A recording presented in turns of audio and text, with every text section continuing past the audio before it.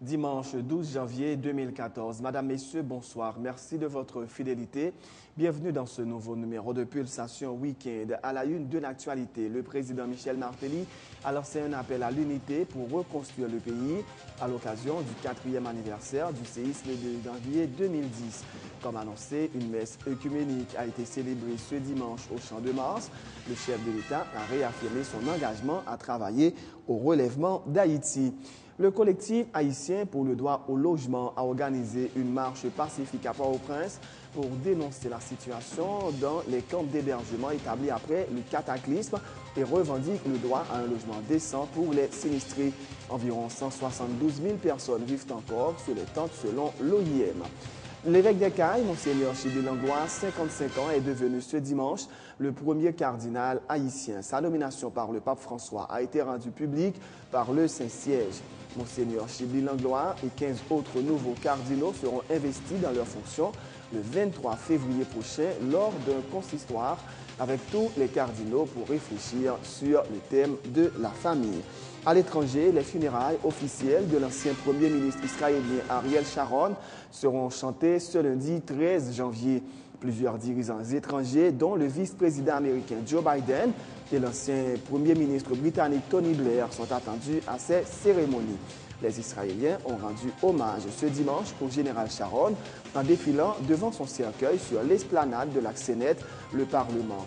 Dans l'actualité sportive, Manchester City s'impose ce dimanche à Newcastle 2-0 et reprend la tête du classement en Angleterre. En Italie, le leader, la Juventus, a battu Cagliari 4-1 et a signé une 11e victoire de rang. Madame, Messieurs, restez branchés pour le développement de ces titres et de bien d'autres.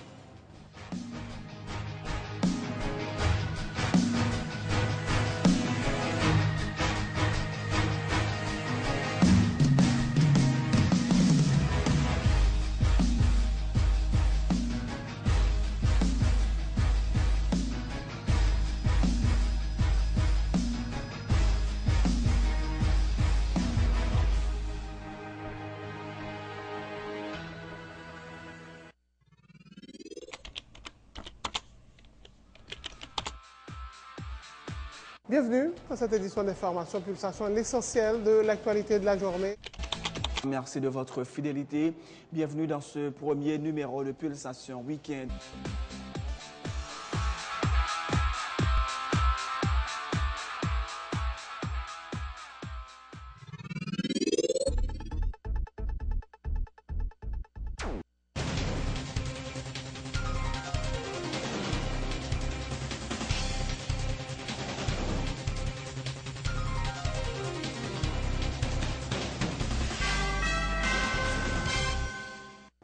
De recherche, bienvenue dans le développement du journal. La commémoration du 4e anniversaire du tremblement de terre a été l'occasion de célébrer la vie, a indiqué le président Michel Martelly lors d'une cérémonie œcuménique au Champ de Mars. Le chef de l'État qui a salué la nomination de Monseigneur Chibli Langlois comme premier cardinal haïtien a une fois de plus plaidé en faveur de la mise en commun de toutes les forces vives du pays de manière à mieux le reconstruire.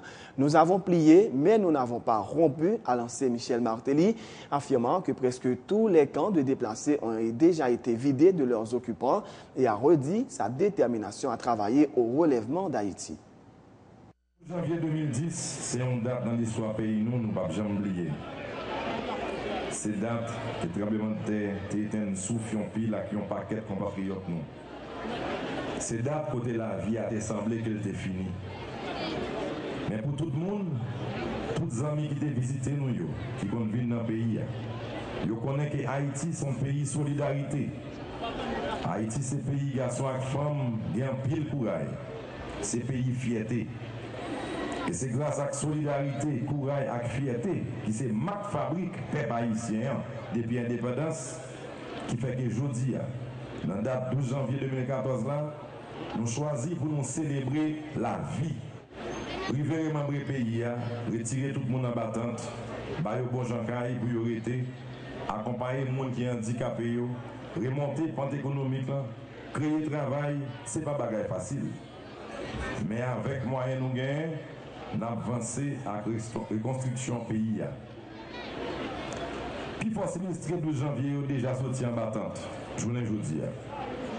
Nous avons continué à renforcer le projet de réhabilitation et intégration sociale pendant que nous prenons bon genre de disposition pour nous construire comme ça doit dans le respect des principes constitution. Une autre façon pour nous célébrer la vie, bon Dieu, voyez le banon. Sa sainteté, Pape François, a annoncé que l'innommé Monseigneur Chibli Langlois, évêque Okaela et président de la conférence épiscopale Haïtia, comme premier cardinal haïtien. C'est une bonne nouvelle pour le pays noir. Non, non, tout peuple là, nous remercions Pape là. Peuple haïtien, en vérité, m'a dit nous ça. Nous tous, c'est un seul. Destin nous tous, m'a connaît ensemble. Nous c'est petite même terre. Nous c'est un grand peuple. Un peuple qui fait l'histoire. Dans la mémoire toute victime tremblement de terre. On nous prend décision pour nous marcher main dans la main. Même gens avec ancêtres nous pour nous reconstruire le pays. C'est seulement dans la tête ensemble, dans la solidarité, nous sommes capables de construire un pays côté toute petite vie, capable de vivre bien. Nous sommes nous plier, mais nous pas casser.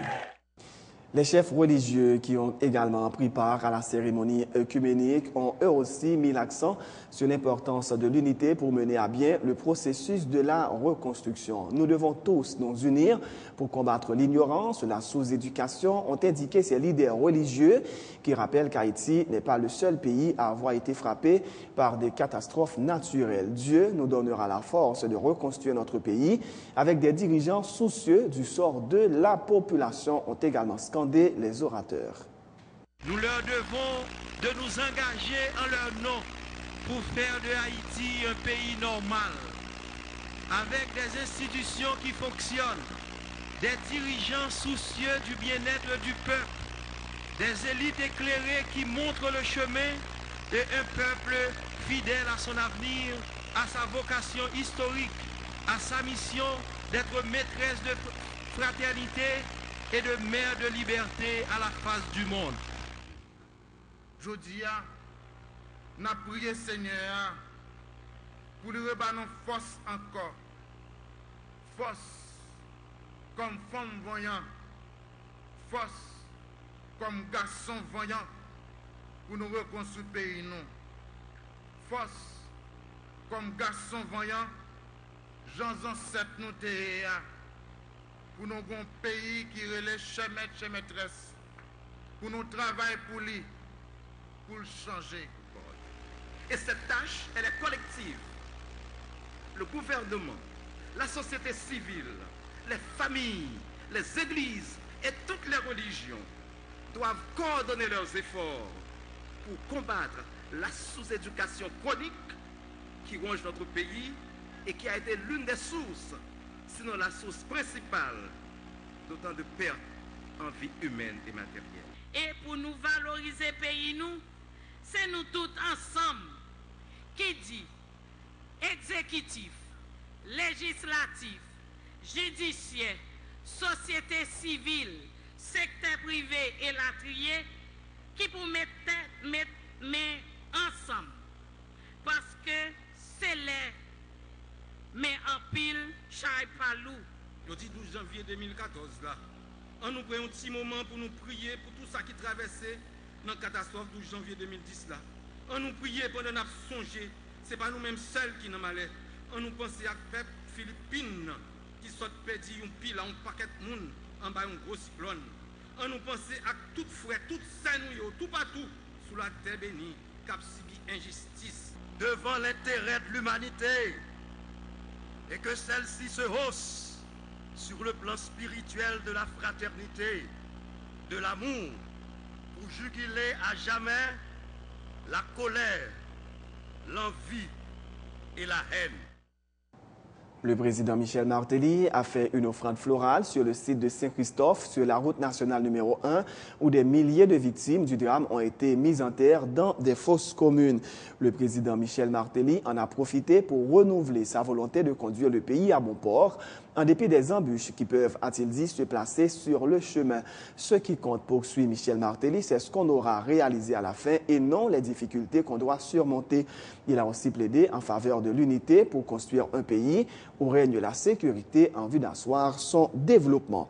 L'inspecteur général de la police nationale d'Haïti, Franz Termilus, qui a perdu 2 filles âgées de 10 et de 12 ans dans le tremblement de terre de janvier 2010, déplore que 4 ans après, aucune leçon n'a été tirée de cette tragédie.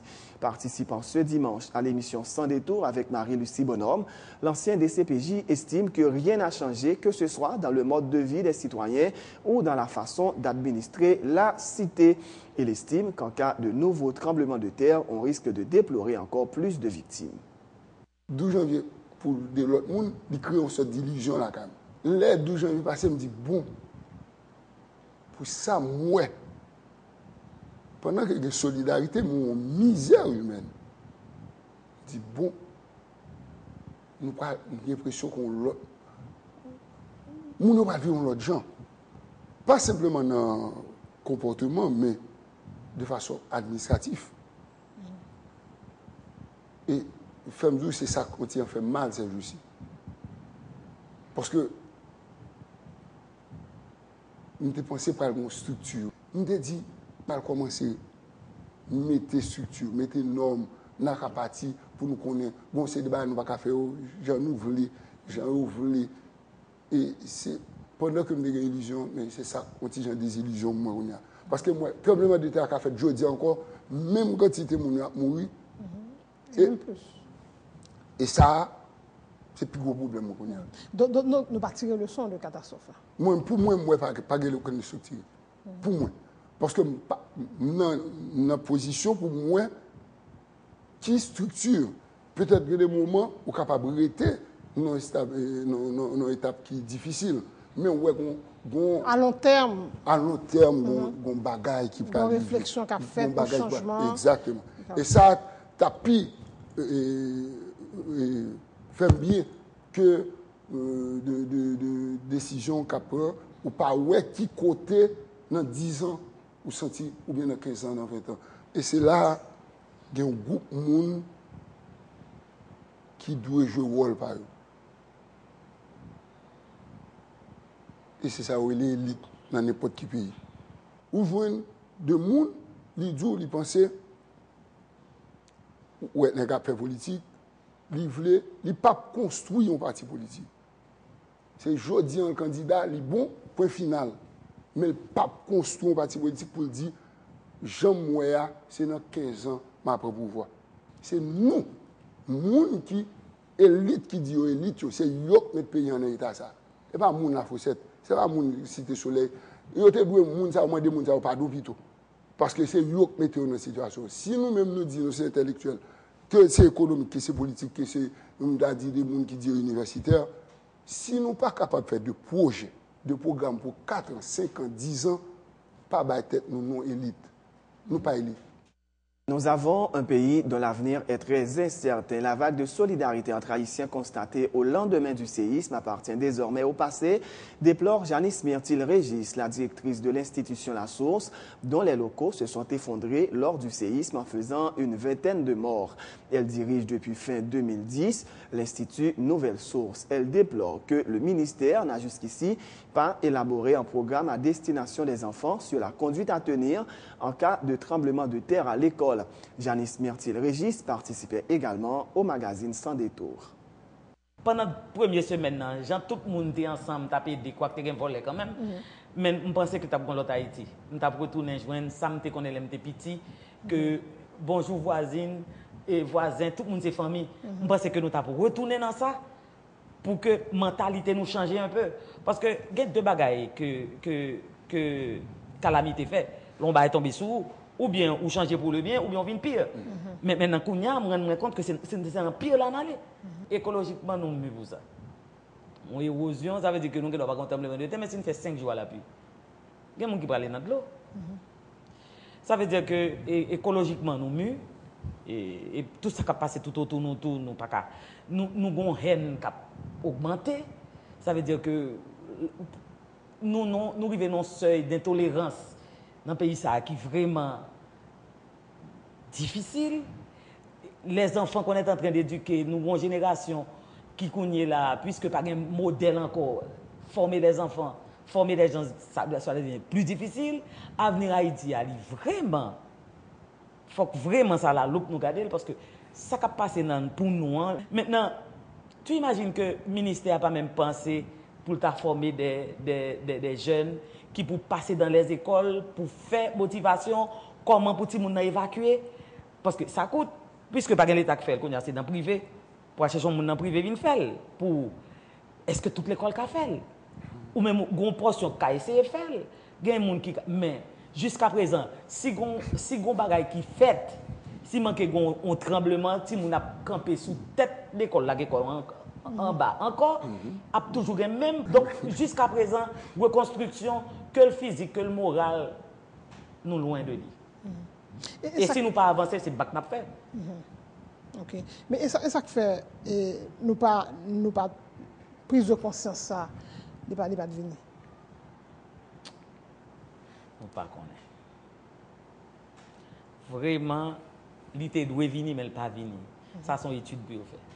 Est-ce que c'est l'haïtien? Est-ce que c'est nous problème non? Pas connaître, mais il pas venir. N'a pris un gel dans rayon occasion manquée? Non. Les multiples occasions manquées? Ça c'est pas occasion manquée quand on a relé l'état non plus fort. Je pas croire que son deuxième qui a venir faire nous prendre conscience. Collectif haïtien pour le droit au logement, une association regroupant plusieurs organisations de droits humains, dont le RNDDH, le GAR et la PAPDA, ont organisé ce dimanche une marche pacifique à Port-au-Prince pour dénoncer les mauvaises conditions de vie des citoyens, particulièrement les victimes du tremblement de terre de janvier 2010. Les responsables de ces organisations qui ont pris part à la marche ont dénoncé l'absence d'un véritable programme de logement, soulignant que la plupart des victimes qui ont été contraintes de quitter les camps d'hébergement vivent aujourd'hui dans de nouveaux bidonvilles. Les proches du pouvoir en place continuent de s'enrichir au détriment des victimes du tremblement de terre, alors que dans les camps de déplacés, la situation ne cesse que d'empirer, déplorent les protestataires qui ont déposé une gerbe de fleurs au cimetière de Port-au-Prince en mémoire des disparus.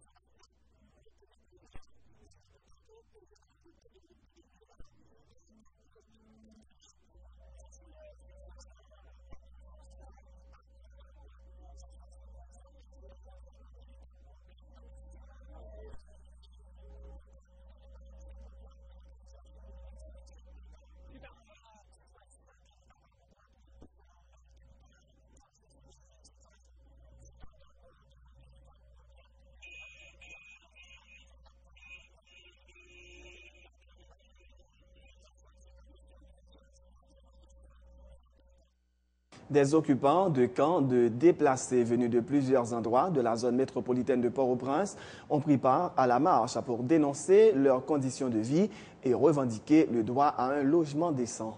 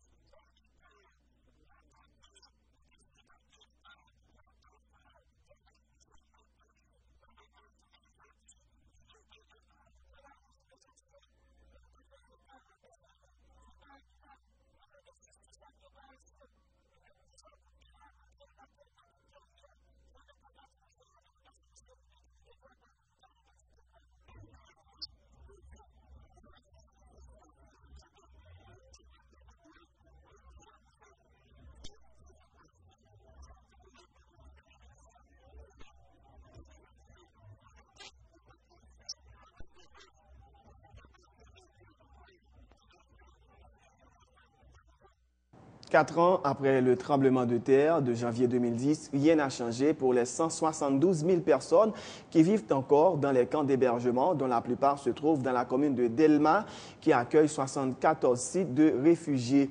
Dans ces espaces abandonnés par les ONG, pourtant très nombreuses au lendemain de la catastrophe, la vie des sinistrés tourne au calvaire. Insalubrité, insécurité, absence de soins de santé, pas d'accès aux services de base. C'est le lot quotidien de ces rescapés qui affirment mener une vie insupportable. Tous, ils ne rêvent que d'une chose, pouvoir un jour vivre dans la dignité. La vie sous les tentes dans les camps de Delma 19 et Delma 33. Suivez ce reportage de Marie-Lucie Bonhomme.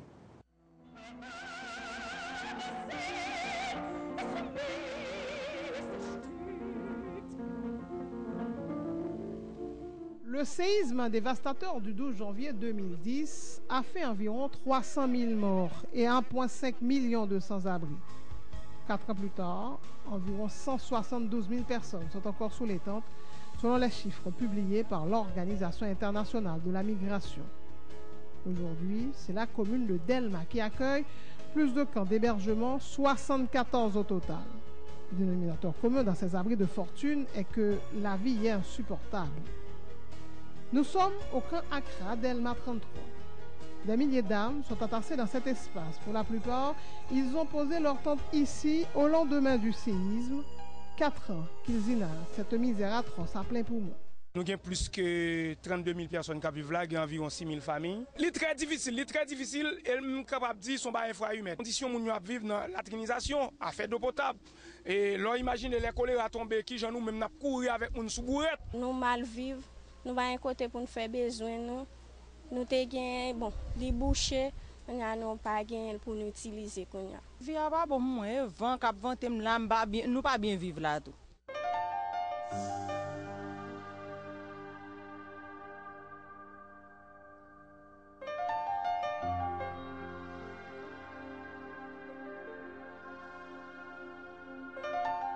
À Delma 19, le décor n'est pas différent. D'un côté, il y a le camp Jamaïque et de l'autre, le camp Colombie.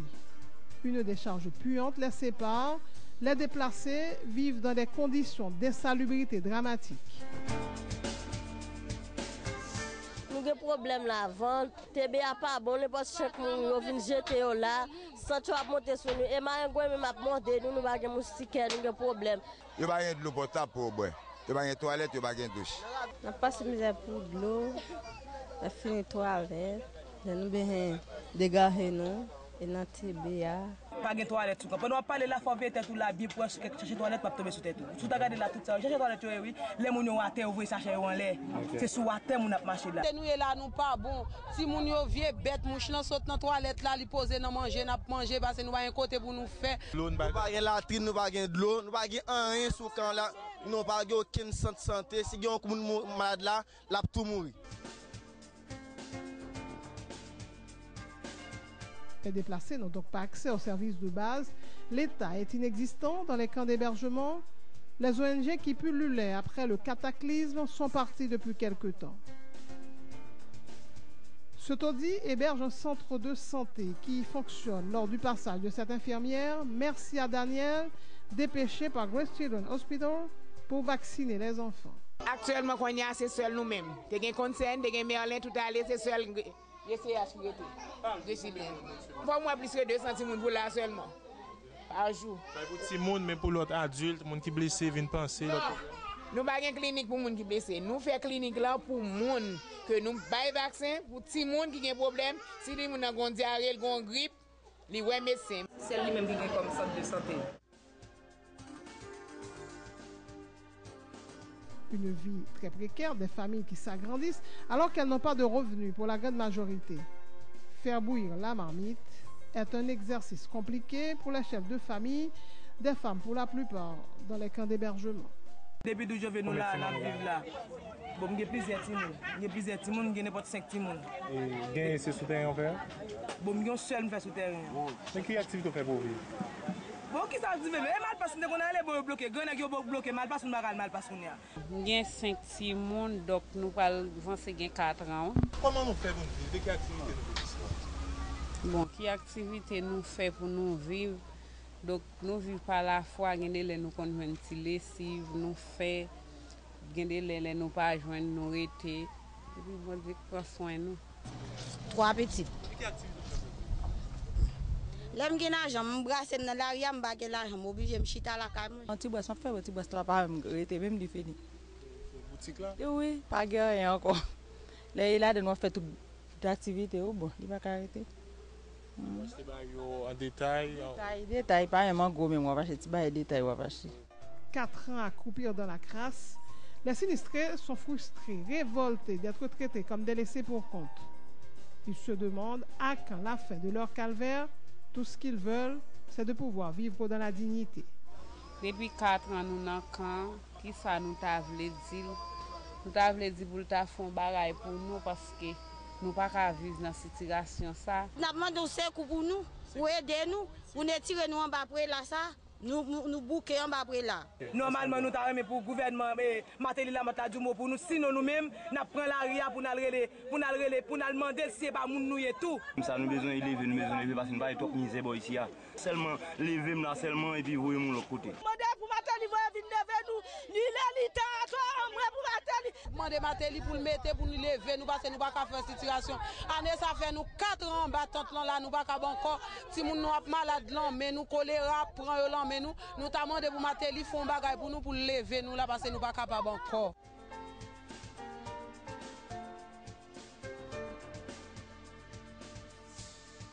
Delma, Pétionville, Carrefour, l'OIM a recensé encore 306 camps de déplacés dans le pays 4 ans après le séisme du 12 janvier 2010.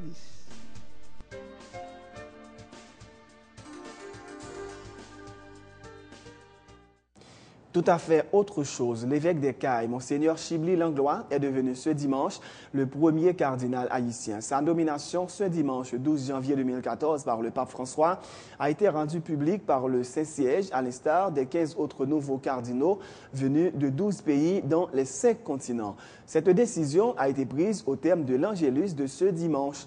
Monseigneur Chibli Langlois et les 15 autres nouveaux cardinaux seront investis dans leurs fonctions le 23 février prochain lors d'un consistoire avec tous les cardinaux pour réfléchir sur le thème de la famille, a annoncé le pape François. Monseigneur Chibli Langlois est né le 29 novembre 1958 à la vallée de Jacmel. Il est ordonné prêtre le 22 septembre 1991 par Monseigneur Hubert Constant. Le 8 avril 2004, il est nommé évêque de Fort-Liberté par le pape Jean-Paul II. 7 ans plus tard, soit le 15 août 2011, il est transféré au Cayes au même poste. Monseigneur Chibli Langlois est également président de la Conférence épiscopale d'Haïti. Il a remplacé à ce poste l'archevêque du Cap-Haïtien, Monseigneur Louis Québro. Il est licencié en théologie pastorale à Saint-Jean-Latran de Rome en 1996. Il est à noter que d'autres postes électifs ont également été renouvelés au Vatican. Il s'agit des premières nominations du pontificat du premier pape non-européen de l'histoire. Voilà pour l'essentiel de l'actualité locale. Restez avec nous pour la page internationale de ce journal.